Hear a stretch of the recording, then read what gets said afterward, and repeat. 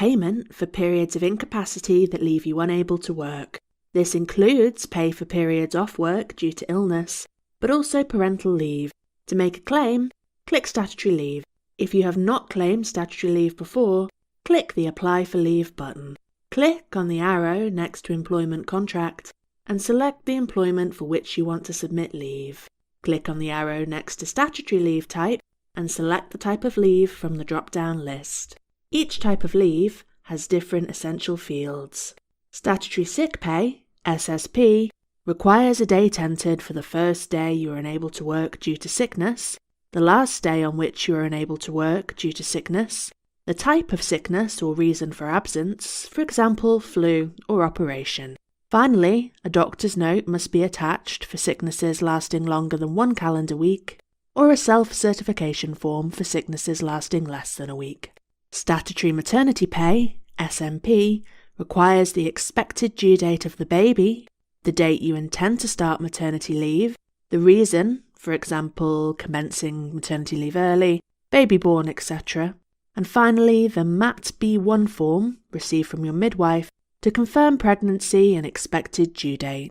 Statutory Adoption Pay, SAP, requires confirmation of whether the child will be coming from overseas, the date you are matched to the child, the date the child is placed with you, the planned leave date, the reason for leave, for example, the child arrives or preparation for arrival, and finally proof the adoption is due to take place. Statutory Paternity Pay, SPP, requires confirmation whether this is to adopt a child, when the baby is due or the child is due to arrive, the start and end date of the planned leave, your partner's planned leave dates, whether you and your partner are employed by the same employer, purpose of the leave, and finally documents to prove the due date or adoption of the child.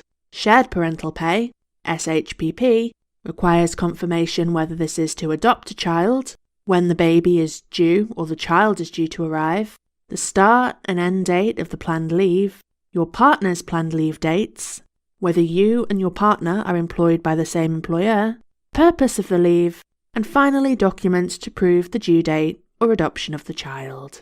Statutory Parental Bereavement Pay, SPBP. In the event of the loss of a child, a parent is entitled to 2 weeks' leave. This type of leave asks for the date of death and the date the leave starts. The last day of leave will be automatically calculated and displayed in the end date field. Documents to support the request for leave are also required. Attaching files works in the same way for all types of leave, so I'll just demonstrate on SSP. Click the Attach File button, navigate to the file you wish to use, and double-click on it. When all fields are filled and the proof is attached, click Submit. Once you've submitted a request for statutory leave, you'll be able to see previously claimed leave. You can see the contract for which leave was raised, the date it was raised, the date leave is due to start, whether you're eligible or not, the amount claimed, this will be confirmed after the company processes your claim, and the status of your leave. Clicking the magnifying icon will allow you to see more details. Clicking the green plus button in the bottom right corner will allow you to raise additional claims.